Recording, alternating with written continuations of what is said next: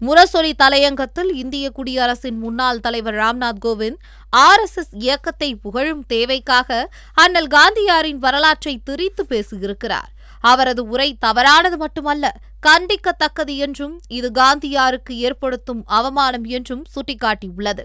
நாக்பூரில் நடைபெற்ற நிகழ்ச்சியில் உரையாற்றிய ராம்நாத் கோவிந்த், ஒரே கோயில், ஒரே கிணறு, ஒரே மயானம் என்ற சமூக சமத்துவம் ஒற்றுமைக்காக RSS திகழ்கிறது.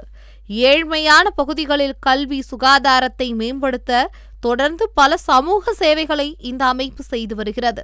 சமூக நல்லிணக்கம், சமத்துவம், சாதிய பாகுபாடு இல்லாத செயல்பாடுகள் மகாத்மா காந்தியை பெரிதும் ஈர்த்தது என கூறியிருக்கிறார். RSS அமைப்பினரின் ஒழுக்கம், எளிமை, தீண்டாமைக்கு எதிரான செயல்பாடுகள் காந்தியை கவர்ந்தன என பேசியுள்ள ராம்நாத் கோவிந்த், இது தொடர்பாக மகாத்மா காந்தியின் தேர்ந்தெடுக்கப்பட்ட படைப்புகள் என்ற புத்தகத்தில் குறிப்பிட்டுள்ளதாக கூறியிருக்கிறார். 1947 செப்டம்பர் 16ஆம் தேதியன்று டெல்லி பங்கி காலனியில் RSS ஊழியர்களிடையே பேசிய காந்தியார் அவர்களை பாராட்டி பேசியதாக ராம்நாத் கோவிந்த் சொல்கிறார் என கூறியுள்ள முரசொலி, காந்தியாரின் முழு உரையை ராம்நாத் படிக்க வேண்டும் என்று வலியுறுத்தியுள்ளது. ராஷ்டிரிய சேவா சங்க உறுப்பினர்கள் 500 பேர் கூடிய கூட்டத்தில் பேசிய காந்தி என்ன சொன்னார் தெரியுமா என்று வினவியுள்ள முரசொலி அதை விளக்கமாக வெளியிட்டுள்ளது. உங்கள் சங்கத்தை ஸ்தாபித்தவரான ஸ்ரீ ஹெட்கேவார் உயிருடன் இருந்தபோது பல ஆண்டுகளுக்கு முன்னால் வார்தாவுக்கு அருகில் இருந்து ராஷ்டிரிய சேவா சங்க முகாமுக்கு நான் வந்திருக்கிறேன். அவர்களிடமிருந்த கட்டுப்பாடு, தீண்டாமையை அடியோடு ஒழித்திருந்தது. அவர்களுடைய கண்டிப்பான எளிமை ஆகியவை என்னை அதிகமாக கவர்ந்தன. அதன் பிறகு சங்கம் வளர்ந்திருக்கிறது. சேவை, தன்னல தியாகம் ஆகியவைகளை கொண்ட எந்த நிறுவனமும் பலம் உள்ளதாக வளர்ந்தே தீரும் என்பதை நான் நன்றாக அறிவேன் என்று சொல்லிவிட்டு, ஆனால் அந்த நிறுவனம் உண்மையிலேயே பலனுள்ளதாக இருப்பதற்கு தன்னல தியாகத்துடன் நோக்கத்தின் தூய்மையும் உண்மையான அறிவும் கலந்திருக்க வேண்டியது அவசியம். இந்த இரண்டும் இல்லாத தியாகம் சமூகத்தின் நாசமாகவே முடிகிறது என்பது நன்றாக தெரிந்திருக்கிறது.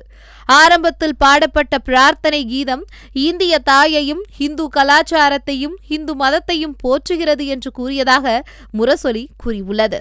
நான் சனாதனி ஹிந்து என்று கூறிக்கொள்கிறேன். எனவே துரதிருஷ்டவசமாக இன்று இங்கு வருவதைப் போன்று இஸ்லாமிடமோ அதனை பின்பற்றுகிறவர்களிடமோ இந்து மதத்திற்கு எந்த சச்சரவும் இருப்பதற்கு இல்லை. தீண்டாமை என்ற விஷம் நம் மதத்தில் புகுந்துவிட்ட போதே அதற்கு சரிவும் ஆரம்பமாகிவிட்டது. தீண்டாமை உயிருடன் இருக்குமானால் நம் சமயம் செத்துதான் ஆக வேண்டும்.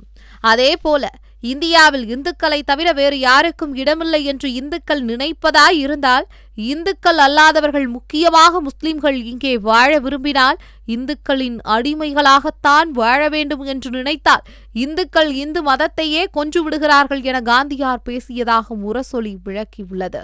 இதேபோன்று பாகிஸ்தானில் முஸ்லிம்களுக்கு மாத்திரமே நியாயமான உரிமை உண்டு என்று பாகிஸ்தான் நம்பினார். முஸ்லிம் அல்லாதவர்கள் தங்களுக்கு தாழ்ந்தவர்களாகவும் தங்கள் அடிமைகளாகவுமே வாழ முடியும் என்று நம்பினால் இந்தியாவில் இஸ்லாமுக்கு சாவுமணி அடித்துவிட்டதாகவே ஆகும் என்று கூறியதாக குறிப்பிட்டுள்ள முரசொலி, இந்தியா இரண்டாக பிரிக்கப்பட்டு விட்டது என்பது துரதிருஷ்டவசமான உண்மை.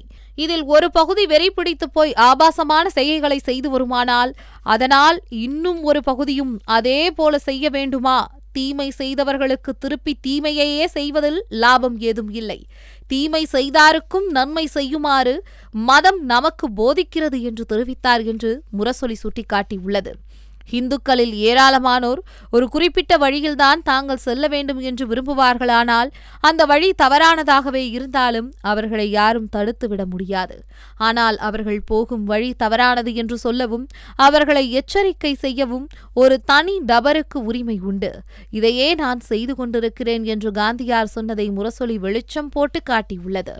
நான் முஸ்லிம்களின் நண்பன் என்றும் இந்துக்களுக்கும் சீக்கியர்களுக்கும் விரோதி என என்னை சொல்லுகிறார்கள். பார்சிகளுக்கும் மற்றவர்களுக்கும் நண்பனாக இருப்பதை போன்றே முஸ்லிம்களுக்கும் நான் நண்பன் என்பது உண்மை. இதில் நான் என் 12வது வயதில் இருந்ததை போன்றே இன்றும் இருக்கிறேன். ஆனால் என்னை இந்துக்களுக்கும் சீக்கியர்களுக்கும் விரோதி என்று சொல்கிறவர்கள் என்னை தெரிந்து கொள்ளவில்லை. இந்துக்களுக்கும் சீக்கியருக்கும் மாத்திரமல்ல, யாருக்குமே எதிரியாக நான் இருக்க முடியாது என்று காந்தியார் பேசியுள்ளதை முரசொலி கூறியுள்ளது.